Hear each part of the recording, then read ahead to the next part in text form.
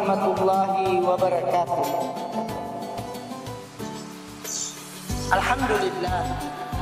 Alhamdulillahi rabbil alamin. Wa bihi nasta'in ala umuri dunya waddin. Asyhadu an la ilaha illallah wahdahu la syarika lah.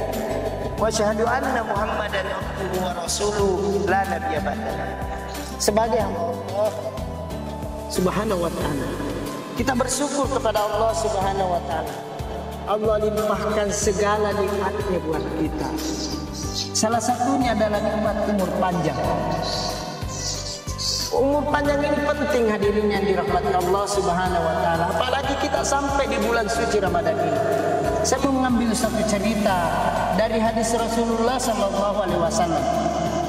Dua orang sahabat Rasul pergi berperang. Yang satunya meninggal dalam peperangan, yang satunya lagi selamat dalam peperangan. Rasulullah SAW bertanya kepada para sahabat, "Hai sahabatku, siapakah yang lebih dulu masuk surga? Yang mati syahid dalam peperangan atau yang selamat dari peperangan itu?" Seluruh sahabat menjawab, yang mati syahid akan lebih dulu masuk surga ketimbang yang selamat dalam peperangan itu sendiri. Ternyata jawaban Rasulullah SAW berbeda 360 derajat dengan jawaban para sahabat itu sendiri. Ternyata jawaban Rasul bahwa yang duluan masuk surga adalah yang selamat dari peperangan itu sendiri. Semua sahabat tercengang, "Ya Rasulullah, bukankah di dalam Al-Quran sendiri Allah katakan bahkan orang yang mati syahid di dalam peperangan itu, jangankan tubuhnya, darahnya saja yang menetes-netes di medan perang itu sendiri diharapkan tersentuh api neraka, apatah lagi tubuhnya." Apa kata Rasul? "Betul sahabatku, bahwa mereka itu sudah dijamin oleh Allah masuk surga. Tetapi pertanyaannya tadi, siapakah yang lebih dulu masuk surga? Yang ternyata yang selamat dari peperangan itu sendiri." Sahabat semakin tercengang. Kenapa? Rasulullah menjelaskan, yang selamat dalam peperangan itu bukankah juga ingin meninggal dalam peperangan itu sendiri, ingin juga mati syahid, tetapi Allah tidak menentukan ajalnya saat itu. Olehnya itu, yang selamat dalam peperangan ini berapa kali lagi dia sholat 5 waktu. Jika dia hidup 2 tahun, berarti kita hitung saja 5 waktunya dikali 360 hari dikali 5 dikali 2. Berapa banyak sholat fardu ini?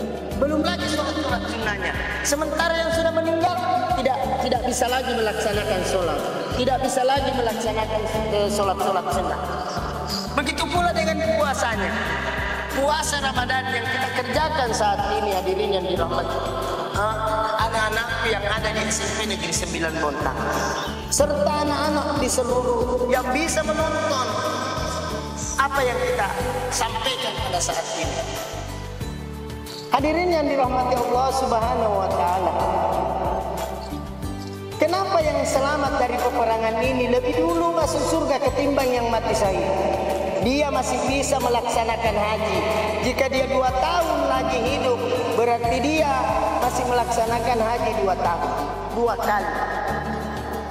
Begitupun dengan umrohnya.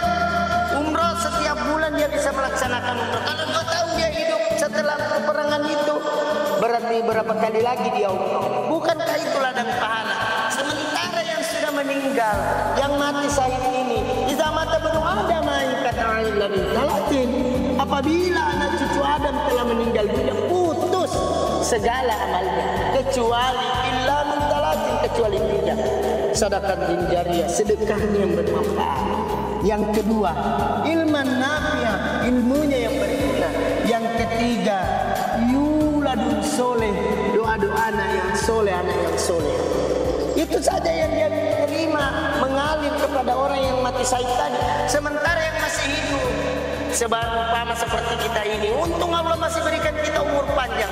Mari kita gunakan sebaik-baik, terutama di bulan Ramadan ini. Sebahasa Nabi fi kulli sumbalatin Allah lipat gandakan laksana satu pohon bertangkai 7 satu tangkainya lagi berbuah 700 kali lipat. Itu lihat di bulan Ramadan ini. Karena Allah sudah janjikan juga malam Lailatul Qadar di bulan Ramadan ini. Olehnya itu, di awal-awal bulan Ramadan atau di bulan Ramadan ini, mari kita tingkatkan ibadah kita kepada Allah. Mumpung masih Allah memberikan umur panjang kepada kita. Tidakkah dia muda, tidakkah dia tua. Yang penting kita ini terus menambah amal-amal baik kita, sehingga tercatat lebih berat timbangan baik kita. Olehnya itu, doa inilah yang kita selalu minta, ya Allah, beratkanlah timbangan baik saya, ya Allah, beratkan timbangan baik, ya Allah. Itu yang selalu kita minta di akhir-akhir sholat kita atau di sujud-sujud kita dalam sholat. Kita minta supaya Allah terus memberikan usaha untuk melakukan kebaikan-kebaikan demi akhirat kita. Hadirin yang dirahmati Allah, anak-anak didik saya yang ada di SMP Negeri 9 Bontang ataupun siapa saja yang melihat video ini, mari kita mengajak diri kita, mengajak keluarga kita, mengajak umat Islam seluruh alam. Karena mengajak ini, mengajak orang lain untuk berbuat baik adalah suatu kewajiban. Allah katakan dalam Al-Quran, wa ma 'alal ladzina yattaquna min hisabihim min syai' walakin zikrallahum yattaqun. Orang-orang bertakwa itu tidak menanggung dosa-dosa mereka, tetapi orang-orang bertakwa itu berkewajiban mengajak mereka agar bertakwa kepada Allah Subhanahu wa taala. Hadirin yang dirahmati Allah Subhanahu wa taala, melalui bulan Ramadan ini, apa yang perlu kita lakukan sebagai kesimpulan? Mari kita memperbanyak ibadah sholat kita, ibadah sunnah kita. Contoh saja, satu ilmu pengetahuan saya. Siapa yang memelihara 12 rakaat sholat sunnah, 12 rakaat sholat sunnah, Allah bangunkan satu istana di surga. Yang mana 12 rakaat itu? 4 rakaat sebelum duhur, 2 rakaat sesudah duhur, jadi sudah ada 6. 2 rakaat sesudah duhur, 2 rakaat sesudah maghrib, 2 rakaat sesudah isya, dan yang terakhir 2 rakaat sebelum subuh, sholat sunnah fajar. Siapa yang menjaga 12 rakaat ini, Allah bangunkan sholat istana di surganya Allah. Kalau Allah bangunkan satu istana di surganya Allah, kita akan masuk surga. Otomatis inilah jalan buat kita supaya terus memperbaiki ibadah kita, terus memperbaiki sholat kita. Karena standarnya nanti, ketika nanti di dalam kubur, di akhiratnya Allah, untuk lulus, untuk bisa ditanya oleh Munkar Nakir, oleh malaikat-malaikatnya Allah yang telah ditugaskan masing-masing, baik itu di padang mahsyar, baik itu di surga ataupun di neraka, kita bisa selamat jika kita menjaga sholat kita dengan sebaik-baiknya.